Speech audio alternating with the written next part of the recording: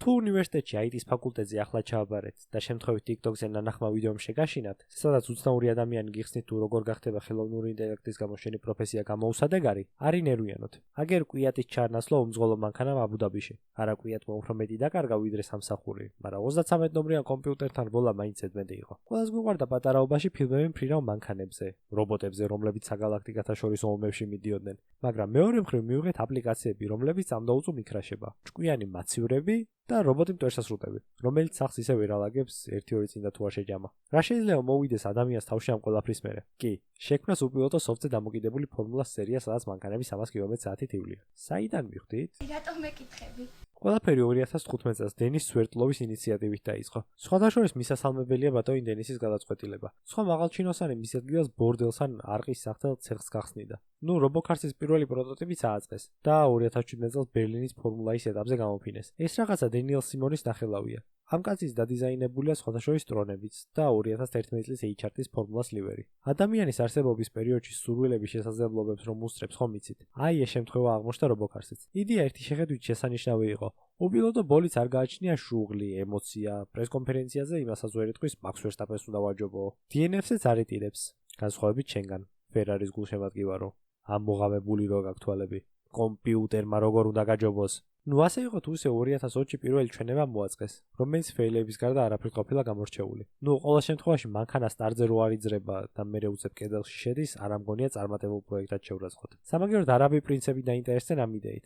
უბრალოდ რაღაცეები ჩასწორეს. კონცეპტ-ქარები რეალური ფორმულათი და ელექტროძრავები ბენზინით. სწორედ ასე მივიღეთ აბუდაბის უპილოტო სარბოლო ლიგა, რომელსაც ბოლო 2 წელში უდიდესი პროგრესი განიცადა. თუ შაშან სარბოლო მანქანები დერეფანში უგზო-უკლოდ დაკარგულ პირველ კურსელებს გავდნენ, წელს გუნდება შეძლეს და ალბათ დღეს ყველაზე სწრაფი ფორმულა 1-ის ბრბოლელი შვილის ბაბას ერთი წამით ჩამორჩნენ. ამონაკვეს თუ TikTok-ზე დავდებ, დიდი ალბათობით ისევ არასწორ აუდიტორიაზე გააგდებს. და სანამ ქვეყნის გადაჯიშებას დააბრალებთ ამ ხალხს, მანამდე გავერკვეთ რას ემსახურება საერთოდ ეს სერია. არა, არც ჩვენი დაჩიპვა უნდა არავის და არც თქვენი ბარათის მონაცემები. გაგიკვირდება და A2RL-ის მთავარი მიზანი უსაფრთხოების ზომების გაზრდაა. მარტივად რომ აგიხსნათ ტიპი, რომელიც 300-ით მივავალ მანქანას ისე დააპროგრამებს, რომ მეორე 300-ით წასულს არ შეასკდეს და ამ ყველაფრის ალგორითმს შეიმუშავებს. ეს კოდი თქვენს საოჯახო სედაზეც იმუშავებს. ამ ხალხს დიდი ალბათობით მა კარგ ახნის გათეთრებული აქვთ.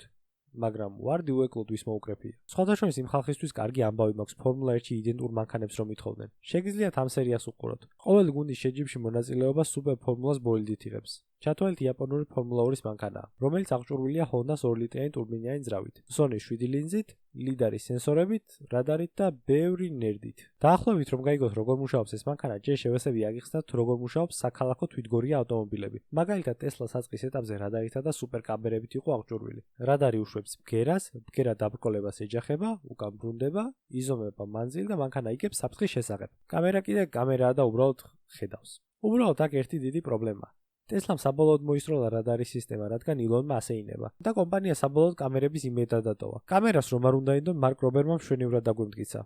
ნახატ ჩირო გაიყვანა თავისი Tesla. ხოლო უფრო აპრობირებული მეთოდი ლიდარის სენსორია. თითქმის რადარი. უბრალოდ განსხვავებით ბგერისგან ლაზერით ერთდროულად ბევრ სხვადასხვა სხივს უშვებს და სანტიმეტრების სიზუსტით უფრო სწორად აღიქვავს გარშემო სიტუაციას. ამ სხივებს უკან აბრუნებს და ამით 3D მოდელს აწყობს. ზემოთ ნახსენებ ბოლიც კი სამივე გააჩნია. რეალურად ამდენი ინფორმაციის მიღება, დამუშავება და შემდეგ სწორად გამოყენება ამ სარბოლო სერიის მთავარი მუღამი. გადასწრებები კი უბრალოდ კარგად შეფუთული შოუა. ამ ყველაფრის შესასრულებელი გასტაკული ვიდეო ბარათები, პროცესორები და კაბელები კი პილოტის ადგილასაა განლაგებული. სწორად რაც შეეხება 90 კმ-მდე ადის. წარმოიდგინეთ 2 UK-ც უნდა რომ ჩასვათ და ნოლებით და ერთებით ელაპარაკოთ. ეს მანქანები სესიის განმავლობაში 24 ტერაბაიტ მეხსიერებას აგენერირებენ. ხოლო ფორმულა 1-ის ბოლიდი ერთ სესიაზე 40 გიგაბაიტამდე ინფორმაციას იღებს. ამ ყველაფერმა შედეგი გამოიღო. 2020 წელს საფინალო რბოლამდე მხოლოდ 4 გუნდმა მიაღწია. ფინიშის ხაზამდე კი მხოლოდ 2-მა. წელს კი ეს რიცხვი 6-მდე გაიზარდა. ჩამოიწია წრის დროები, გაიზარდა მაქსიმალური სიჩქარე და მინიმუმამდე დავიდა იაღლიშები. უფრო ხის მოხვევაზე და უკეთეს სამოხურჭე სისტემაზე გადავიდნენ. მეტად GPS-ზე ორიენტირებული სოფტი კი რადარზე და ლიდარზე გადავიდა. ბევრი სიმულაცია გაიარეს და ჰოპ,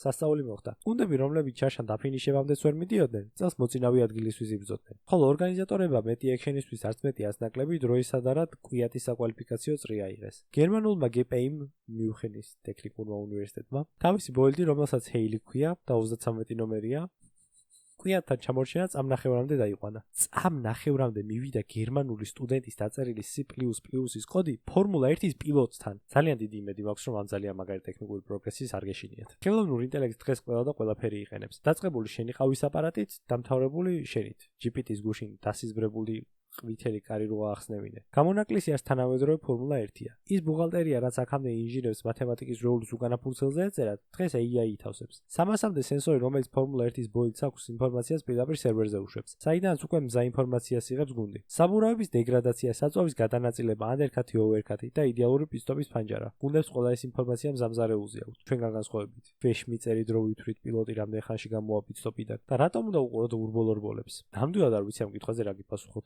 რეალურად ამ ერთი შეხედვით საღლიცინო საბოლოო სერიით ხედავთ პროგრესს, რასაც ტექი ყოველდღიურად განიცდის. ავტოსაგზაო შემთხვევით დღემდე კაცობრიობის მოუგვარელ პრობლემად რჩება. A2RL თავის თავს research პლატფორმად აღიქვავს.